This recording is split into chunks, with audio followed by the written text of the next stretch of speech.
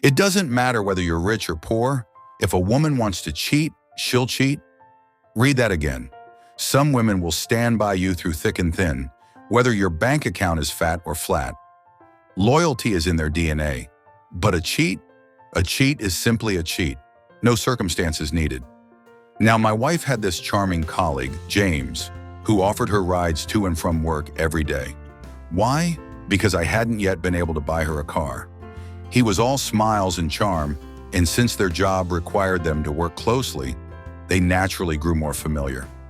I'm not the type of man to hover or monitor who my wife talks to. She's a grown woman, intelligent, grounded, and capable of making wise choices, even in the face of temptation. Eventually, James began dropping subtle hints, crossing lines, making his intentions clearer with every passing day. Ironically, his own marriage was only 6 months old, yet already full of cracks. His wife sensed something was going on, and rightly so. From the way he messaged and interacted with my wife, it was obvious something shady was brewing. How did I know all this? My wife, being the open book she is, often cast their chats on the TV screen for me to see. She even played voice recordings of their car conversations. She was transparent, like a glass of clean water. James, knowing his wife was suspicious, decided to live up to her fears instead of correcting his behavior. Still, I kept my cool. I didn't question my wife or confront him. I wanted to see what path she would choose, if she'd let him destroy his own home or try to take down ours too. Soon I noticed James showering her with gifts. He took her shopping, buying all sorts of things. But my wife stood firm. She rejected the gifts, especially when he refused to buy anything for me. After much pleading, he eventually added 2 pairs of shoes and a designer shirt for me. She brought them home, but her expression said everything. Then came her birthday. James organized a surprise celebration.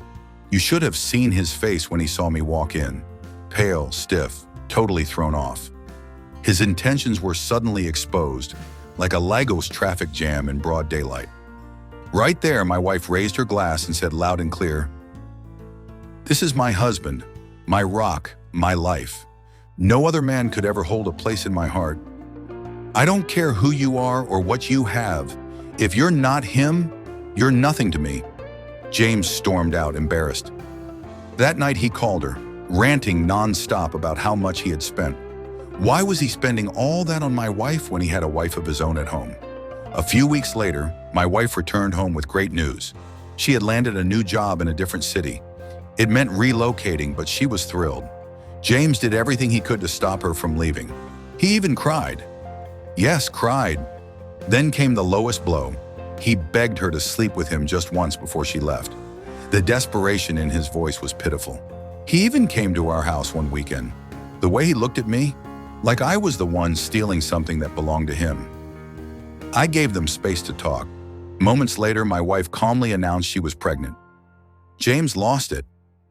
"You're joking, right? I thought you had feelings for me. After everything..." She looked at him and said, "James, you're my colleague and a friend.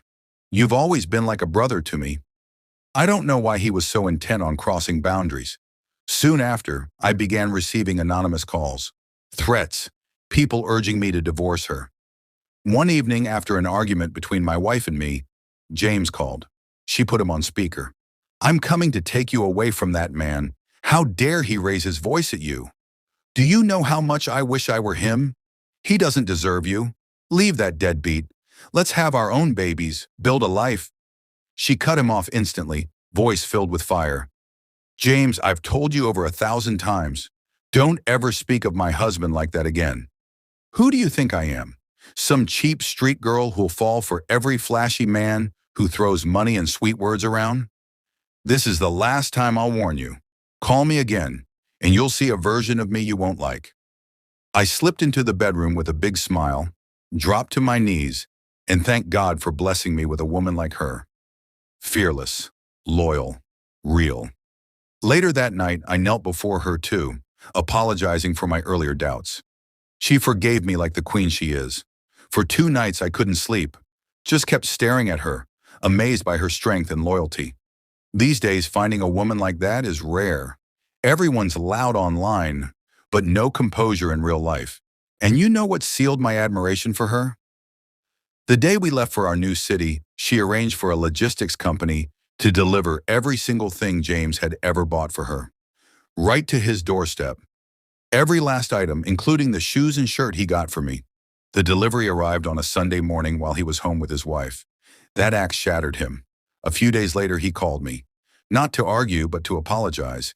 He didn't even know I had known all along. Do you think my wife doesn't get tempted? James sent her his naked pictures. He talked dirty. I saw everything. But I managed my anger. She never once gave in. She practiced self-control and contentment, rare virtues these days. Let me tell you, when contentment leaves a person's heart, everything falls apart. Contentment is a crown. Lose it, and all you're left with is ashes.